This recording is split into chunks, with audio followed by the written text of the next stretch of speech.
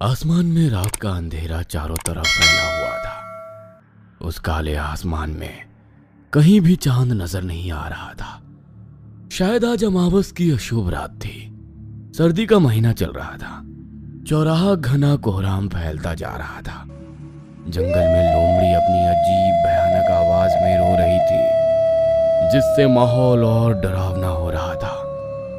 पेड़ पर बैठा वो उल्लू अपनी बड़ी बड़ी आंखों से रात के इस डरावने माहौल का आनंद ले रहा था। बड़े बड़े पेड़ों से ढका हुआ जंगल दिख रहा था। उसी जंगल के बीचों बीच से एक हाईवे जा रहा था। हाईवे की सड़क के पास जरा दूर एक माइलस्टोन दिख रहा था। उस माइलस्टोन पर लिखा था यूपी 70 किलोमीटर। उसी माइलस्टोन के पीछे एक और 5 फुट बड़ा बोर्ड लगा हुआ दिख रहा था, जिस पे लिखा था यूपी पुलिस बोर्ड, कृपया देर रात में इस सड़क का उपयोग ना करें। रात को यहाँ छलावा फिरता है। रात में इस सड़क का उपयोग जानलेवा हो सकता है।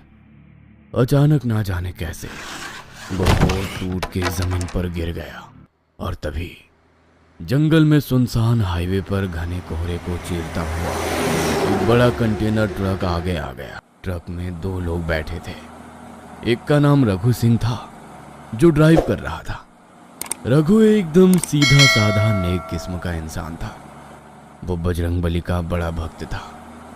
दूसरा इंसान था श्यामलाल, जो रघु का ही साथी था। श्यामलाल 1 नंबर का निठल्ला और ठरकी किस्म का इंसान था। रघु और श्याम दोनों किसी बड़े कंपनी का माल ट्रक में लिए मुंबई से यूपी की ओर जा रहे थे। अरे यार, आज बहुत ठंड है नहीं? ट्रक ड्राइवर रघु के बगल में बैठे मध्यम कद के श्यामलाल उर्फ श्याम ने कहा, हाँ भाई, ठंड तो है और रास्ता भी कोहराम से बहुत धुंधला हो गया है।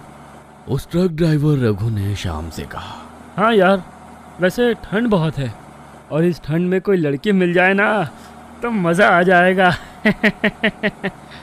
श्याम ऐसे बोल के बेशर्म की तरह हंसने लगा, पर रघु को उसकी ये बात अच्छी नहीं लगी। इसलिए वो गुस्सा हो गया और बोला, अबे हरामी, चुप साले, ज्यादा निठल्ला ना बन, वरना एक दिन इसी लड़की की वजह से जिंदगी से हाथ धो बैठेगा। हाँ। रघु की बात हमेशा की तरह श्याम ने एक कान से सुनी और दूसरे कान से छोड़ दी। अरे रघु, आगे देख। श्याम ने आगे रास्ते की ओर देखते हुए कहा। थोड़ी दूर सड़क पर एक लाल साड़ी वाली औरत खड़ी थी। हे बजरंगबली, इतनी ठंड में ये कौन है, और वो भी इस वक्त इस सुनसान हाईवे पर? कहीं कोई भूत तो नहीं है? रघु ने एक बार श्याम को तो कभी सामने सड़क पर उस औरत को देखकर ये शब्द कहे। अबे रघु, पागल हो गया है क्या? सामने लड़की खड़ी है और तू भूत बोल रहा है? चल गाड़ी रोक और बेचारी को लिफ्ट देते हैं। श्याम ने रघु पर जरा सा चिल्लाते हुए कहा। अरे पर रघु ने इतना कहा होगा कि श्याम ने वही वाक्य तोड़ दिया और बोला, तुम्हें मेरी कसम है रघु, गाड़ी रोक दे। श्याम के कसम खातिर रघु ने ट्रक उस महिला के बगल में रोक दिया। अरे मैडम जी, इतनी रात आप कहाँ जा रही हैं? हम छोड़ दें क्या आपको? श्याम ने उस महिला को नीचे से ऊपर तक देखते हुए कहा। उस महिला ने लाल साड़ी पहनी थी। उसकी गर्दन नीचे की ओर थी। श्याम के कहने पर उसने धीरे से अपना सिर ऊपर किया और मुस्कान के साथ श्याम की ओर देखा और कहा, क्या आप छोड़ दोगे मुझे? उसकी आवाज थोड़ी अलग थी, जैसे वो खिलखिलाते हुए बोल रही हो। श्याम उस महिला को पागलों की तरह देख रहा था। उस महिला का चेहरा बहुत सफेद था, एक सामान्य व्यक्ति की तुलना में बहुत अधिक सफेद, जैसे एक रशियन लड़की की हो। क्या आप छोड़ दोगे मुझे? उस महिला की फिर से आवाज आई। आवाज के साथ श्याम का उसके शरीर से ध्यान हट गया। अरे क्यों नहीं, आइए ना। श्याम ने जरा सा हड़बड़ाते हुए कहा। उस औरत ने अपना हाथ बढ़ाया। श्याम उसका हाथ देखकर बिल्कुल पागल सा हो गया। श्याम कुछ देर तक उस सफेद मुलायम हाथ को यूं देखता ही रह गया। जी, मैं अंदर आ जाऊं? उस महिला ने फिर से कहा। श्याम फिर से अपनी होश में आ गया और उसने उस महिला का हाथ अपने हाथ में ले लिया। उस महिला का हाथ श्याम को बहुत ठंडा लगा था, मानो कोई मरी हुई लाश। मुर्दे का हाथ हाथ में पकड़ा हुआ हो। लेकिन श्याम ने इसके बारे में ज्यादा नहीं सोचा। लाल साड़ी पहनी महिला श्याम के पास आकर बैठ गई। तभी रघु ने महिला की तरफ देखा और अपना ट्रक स्टार्ट किया और फिर से सड़क पर चलाने लगा। श्याम उस महिला की तरफ ही देख रहा था, लेकिन उस महिला का ध्यान पूरी तरह सामने था। बहन जी, आप इतनी रात को यहाँ क्या कर रही थी? रघु ने उस महिला से सवाल पूछा। महिला ने सामने की ओर देखते हुए ही जवाब दिया।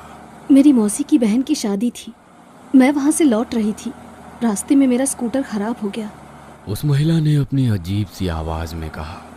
बहन जी, मैंने आपकी स्कूटी नहीं देखी। वो रघु ने आगे देखते हुए गाड़ी चलाते हुए कहा, लेकिन उस महिला ने उसकी बात का कोई जवाब नहीं दिया। तो रघु ने फिर कहा, बहन जी, आपकी स्कूटी? अरे रघु चुप हो जा यार, उनकी स्कूटी होगी वहीं कहीं। स्कूटी लगा रखा है, हम छोड़ देंगे ना उन्हें। श्याम ने रघु की ओर गुस्से में देखते हुए कहा। वैसे रघु जरा सा चुप बैठ गया। जी, आपका नाम क्या है? श्याम ने महिला की ओर देखते हुए कहा। मेरा नाम अनामिका है। वाह, क्या बढ़िया नाम है। श्याम ने अनामिका की ओर देखते हुए कहा। साला नौटंकी, चला मस्का लगाने। श्याम के वाक्य पर रघु ने मन ही मन कहा। वैसे आप इस साड़ी में बहुत अच्छी लग रही हो। क्या आपकी शादी हो गई है? श्याम ने अनामिका की ओर देखते हुए कहा। वैसे अनामिका ने इतना ही कहा। जी हाँ। अनामिका ने इतना कहा ही था कि रघु जोर जोर से हंसने लगा। अबे हंस क्यों रहा है? मजाक हुआ है क्या? श्याम ने रघु पर चिल्लाते हुए कहा। हाँ तो बड़ा मजाक हुआ है। रघु फिर हंसते हुए बोला। अरे ये पागल है, ऐसे ही हंसता रहता है। श्याम ने अनामिका की ओर देखा और मुस्कुराते हुए कहा, पर अनामिका का पूरा ध्यान सामने था। उसने श्याम के वाक्य पर कुछ भी प्रतिक्रिया नहीं दी। लेकिन श्याम के इस वाक्य पर रघु को बहुत गुस्सा आया था और वो श्याम को गुस्से से देख रहा था। ऐसे ही कुछ समय बीत गया होगा। रघु ने फिर से कहा, अरे बहन जी, एक बात तो आपसे पूछी ही नहीं मैंने, आपको ड्रॉप कहाँ करना है जी? यहाँ से 30 से 40 किलोमीटर पर मेरा घर आ जाएगा। अनामिका सामने की ओर देखते हुए बोली। जंगल की सड़क पर ट्रक के अलावा और कुछ भी नहीं था। चारों तरफ सुनसान इलाका था। अंधेरे ने उस जंगल को भी अपने आगोश में ले लिया था। ट्रक हाईवे की सड़क से तेजी से आगे बढ़ रही थी। अचानक ट्रक का एक पहिया गड्ढे के अंदर से गया और ट्रक को एक झटका लगा। उसी समय अनामिका का हाथ श्याम पर पड़ा। वैसे श्याम ने अनामिका की ओर देखा। दोनों ने एक दूसरे की ओर देखा और अनामिका एक पल के लिए शर्मा गई। 5-10 मिनट के बाद अचानक ट्रक में कुछ गड़बड़ हो गई। रघु ने ट्रक हाईवे के सड़क के पास रोक दिया। क्या हुआ? ट्रक क्यों रोकी? श्याम ने रघु की ओर सवाल भरी नजर से देखते हुए कहा। लगता है कुछ प्रॉब्लम हो गया है, रुक मैं देखता हूँ। इतना कहकर रघु ट्रक से नीचे उतर गया। श्याम ने हल्के से अनामिका की तरफ देखा तो वो चौकन्ना रह गया, क्योंकि पास की सीट खाली थी। अरे ये अनामिका कहाँ गई? श्याम ने खुद से कहा और इधर उधर देखने लगा। तभी उसे दिखा कि अनामिका थोड़ी दूर जंगल में एक पेड़ के पास खड़ी थी और श्याम को प्यार से मुस्कुराकर देख रही थी और वो उसे अपने पास आने का इशारा कर रही थी। अनामिका के चारों ओर एक सफेद रंग का कोहरा फिर रहा था, जो कुछ अशुभ घटना की आभास करवा दे रही थी। ये कुछ अपरिचित, अमानवीय, अप्रिय है। उससे दूर रहने में ही भलाई है।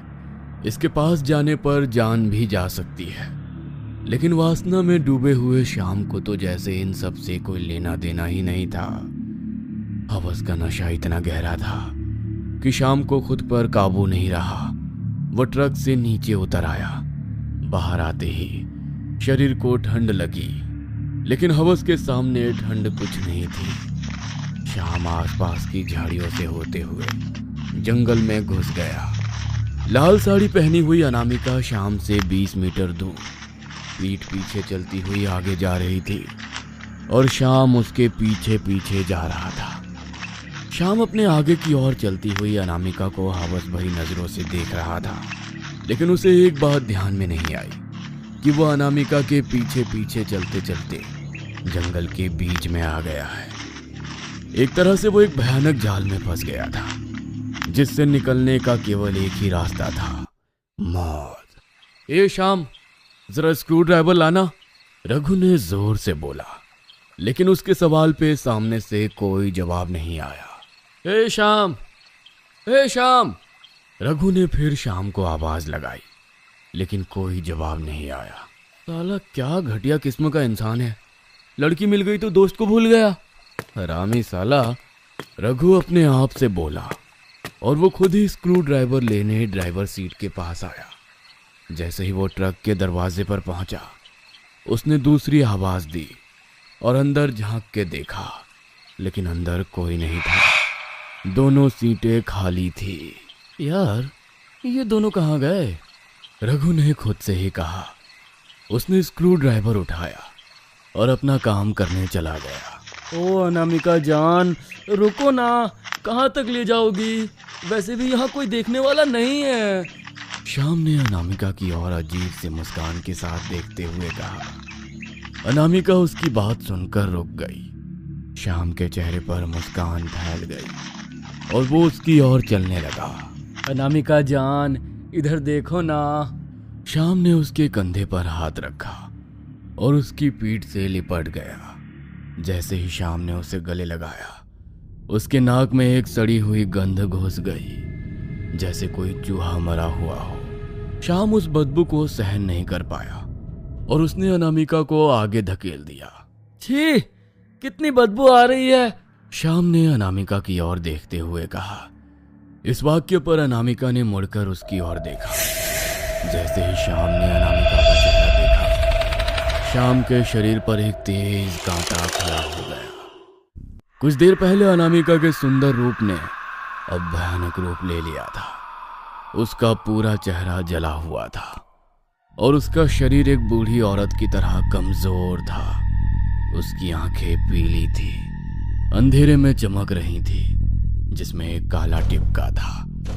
हाथ और पैर के नाखून डायन की तरह बढ़ गए थे, बाल सफेद हो गए थे और उसके सुंदर सफेद दांत भी अब काले दिखने लगे थे। मुंह से लार की तरह एक खास काला तरल पदार्थ निकल रहा था। श्याम को दूर लाकर उस छलावे ने उसे अपना असली रूप दिखाया था, जो देख श्याम को ठंड में भी पसीना आने लगा। ये रूप उसकी समझने की क्षमता से बाहर था।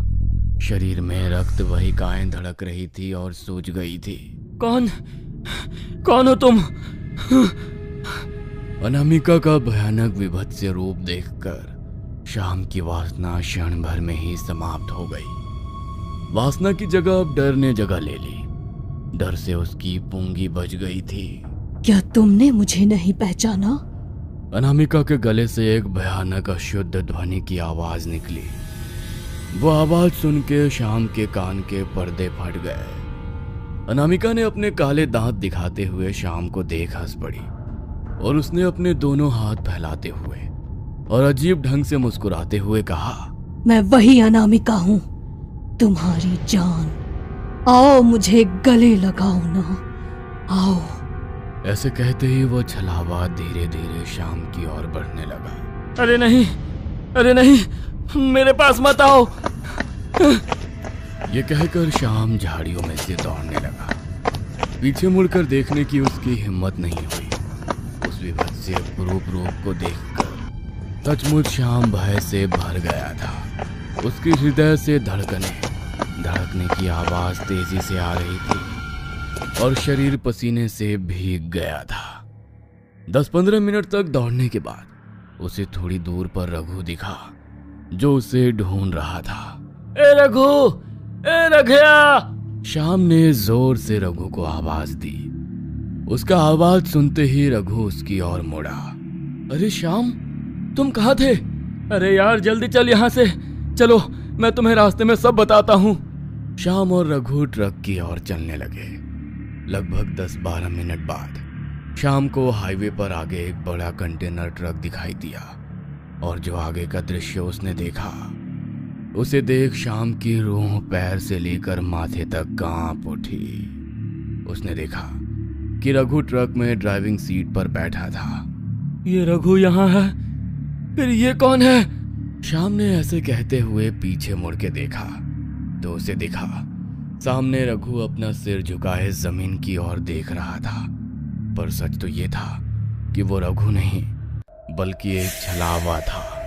श्याम को सामने अपनी मौत दिखी। जैसे आंखों के सामने किसी को अपनी मौत दिखती है तब हर कोई लटक कर कांपने लगता है, उसी तरह श्याम का डर से अंग कांपने लगा।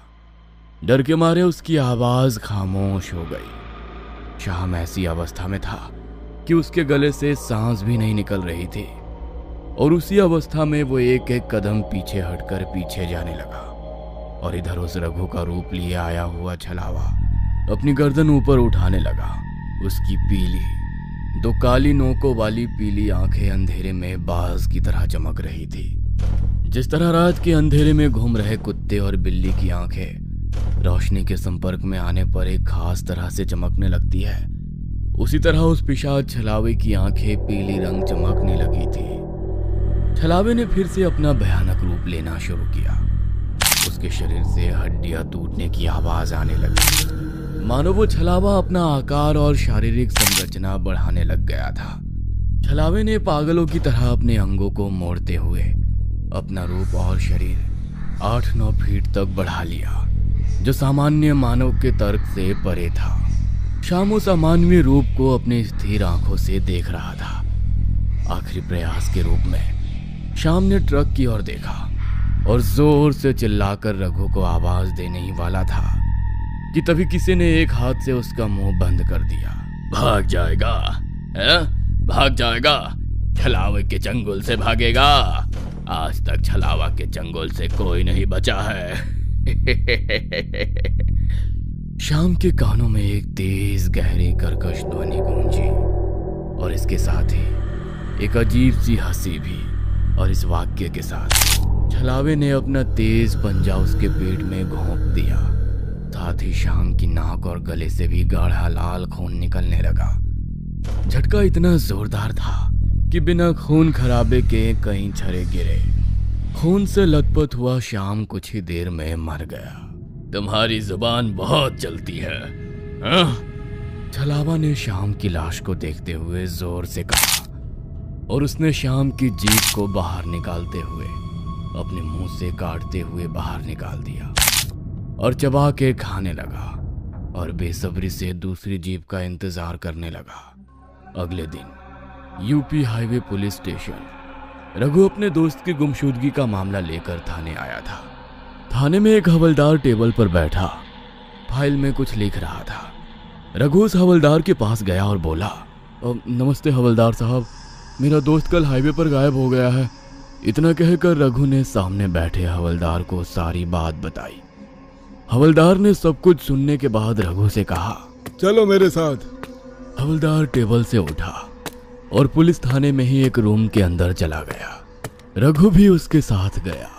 कमाल है, रिपोर्ट भी नहीं लिखवाई और कहाँ ले जा रहा है, रघु मन ही मन बोला। हवलदार और रघु एक रूम में आए और उस रूम में दीवार पे एक बड़ा सा बोर्ड लगा था जिस पे लगभग 50 से ज्यादा गुमशुदा लापता लोगों के पासपोर्ट साइज फोटो लगाए हुए थे। उसी फोटो में कल रात दिखी उस अनामिका का फोटो भी था। क्या आप इस लड़की से मिले? हवलदार की बात पर रघु ने बड़ी आंखें करते हुए कहा, जी हाँ सर, यही थी वो, इसी के साथ गया था मेरा दोस्त, प्लीज उसे ढूंढिए।